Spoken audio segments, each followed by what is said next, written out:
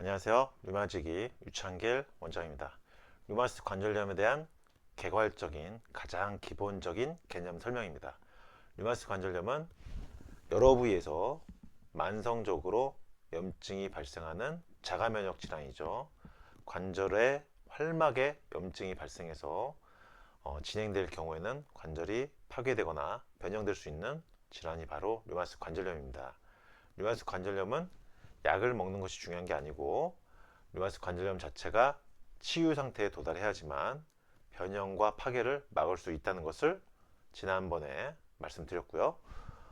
퇴행성 관절염과의 차이도 말씀드렸죠. 퇴행성 관절염은 나이가 들어가면서 연골에 퇴행성 변화가 나타나면서 생기는 것이 퇴행성 관절염이고, 류마티스 관절염은 전 연령대에 걸쳐서 나이와 상관없이 어느 나이에서도 발생될 수 있다. 소아, 청소년, 중장년층에서 전 연령대에서 나타날 수 있는 것이 류마티스 관절염의 특징이다. 그 이유는 류마티스 관절염은 자가면역 질환이기 때문에 자가면역에 이상이 생기면 소아이든 어른이든 나타날 수 있다는 것입니다. 그에 반해서 퇴행성 관절염은 나이가 들어가면서 관절에 퇴행성 변화가 나타나야지만 발생하는 것이죠. 류마티스 관절염은 나이와 상관없이 자가면역에 이상이 나타나서 발생하는 질환인데요. 자가면역 질환으로서, 그럼 자가면역이란 무엇이냐? 우리 몸을 지켜주고 있는 면역 세포들이 알 수 없는 이유로 우리 몸의 관절을 공격하는 그런 상황을 자가면역 질환이라고 합니다. 그러니까 내 몸을 지켜야 할 아군들이 오히려 나를 공격하는 것이죠.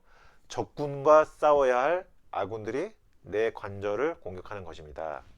그래서 자가면역 이상, 자가면역 질환이라고 하는 것이고요. 그러면 여기서 이런 화두가 생길 수가 있습니다.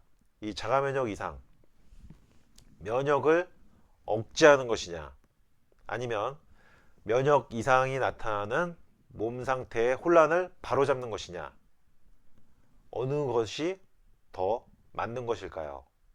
면역을 일방적으로 무조건적으로 억제하는 것, 그리고 면역을 원래 상태로 되돌리는 것, 후자가 더 자연스럽고 근본적인 우리 몸에 해가 되지 않는 자연 치유 능력을 살리는 쪽의 개념이라 할 수 있겠죠. 한의학적인 류마티스 관절염 치료는 이렇게 면역 체계를 조절하고 정상화시키고 원래의 상태로 회복되는 치료라 할 수 있기 때문에 자가면역 질환 치료는 한의학적인 치료가 굉장히 강점이 많다는 것입니다. 면역을 억제하지 않고 원래로 돌이키는, 원래 상태로 회복시키는 것이 한방 류마티스 치료이기 때문이죠. 류마티스 관절염의 증상을 한번 볼까요? 관절이 붓고 열나고 통증, 빨갛게 변하기도 하죠. 관절 증상이 일단 나타나고요. 열이 날 수가 있습니다. 고열이 날 수도 있고요. 그러면서 동시에 빈혈과 체중 감소 같은 소모성 질환이 나타날 수 있습니다. 류마티스 관절염은 소모성 상태의 질환이기 때문에 발병하는 당시에 열이 고열로 발생하면서 체중이 감소하고 빈혈 상태, 이런 소모성 상태로 빠진 경우가 많고요. 전신 쇠약감, 체중이 빠지면서 몸이 쇠약해지는 증상이 나타나는 것이죠. 열나면서 체중까지 빠지면, 빈혈 상태까지 도달하면 전신 쇠약감이 심해지는 거고요. 체중이 감소하면서 빈혈 등으로 전신적으로 나타나는 증상이 동반되는 경우가 많다. 그래서 기본적으로 관절 증상과 함께 내부적인 어떤 전신 소모 증상, 여기서 더 진행되면 심장이나 폐, 내부 장기로까지 염증이 점차 침범되면서 생명을 위협하는 상태까지 도달하기도 하는, 어떻게 보면 무서울 수 있는 질환이 바로 류마티스 관절염입니다. 그래서 가급적 초기에 약물이나 주사 없이 완치될 수 있는, 치유될 수 있는 상태에 도달하도록 노력을 해야 합니다.